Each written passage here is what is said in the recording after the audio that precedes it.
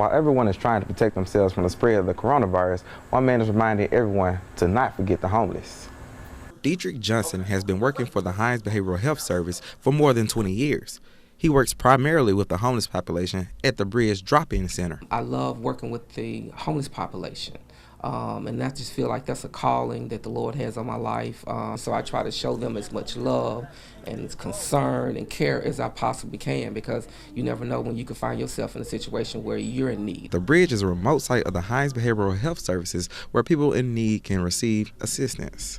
Whether they have insurance or not, we're treating them for their mental illness and also for their physical illnesses, diabetes, high blood pressure, all those type of things like that. So we're just trying to meet them holistically.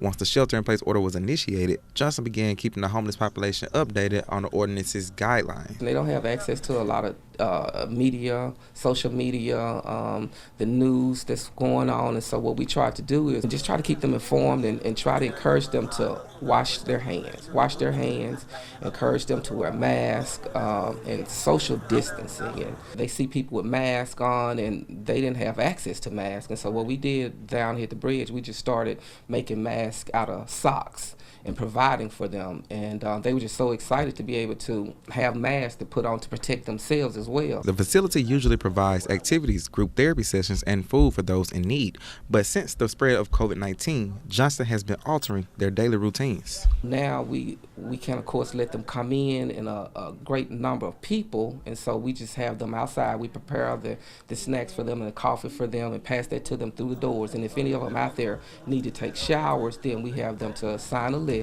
and then we'll just let one person come in at a time to take a shower with their mask on, protective gear. Johnson says the homeless population is most vulnerable during this pandemic and encourages people to help them if they can. We talk about hand washing all the time. Then how can you wash your hands if you don't have a house, if you don't have running water? So the homeless population is really impacted in a negative way through the COVID-19. We just want to encourage people, if you have items, hand sanitizers, masks, and those type of things like that, then think about other people that don't have those things, that may be homeless. They're staying in abandoned houses or sleeping on the streets or sleeping at the bus station.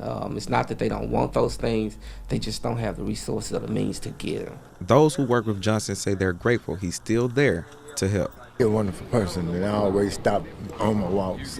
Go in, get a cup of coffee, and talk with him. Even though we can't go in the building yet, right, they're coming to do this. And that lets me know right now that there are people with a heart. Right. You know, like Pastor Dietrich right there. I mean, I can't say too much. I can't say nothing bad about him because all these things he does is help. Reporting for 12 News, I'm Anthony Howard.